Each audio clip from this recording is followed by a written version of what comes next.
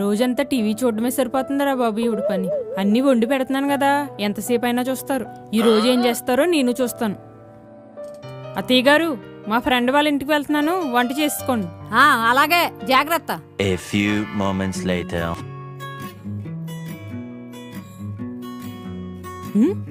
నాకు తెలుసు కదా ఈవిడ గురించి. నేను వెళ్ళినప్పటి నుంచి ఏమీ తినకుండా టీవీ చూస్తూనే ఉన్నట్టున్నారు.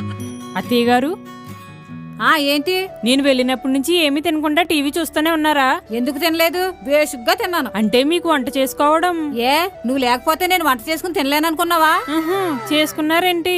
మరి తినకుండా ఎలా ఉన్నాననుకుంటున్నావు? వెనకటికి నీలాగే ఒక ముసలమ్మ ఒక ఊర్లో ఒక కోడి పుంజుని పెంచుకుంటుందంట.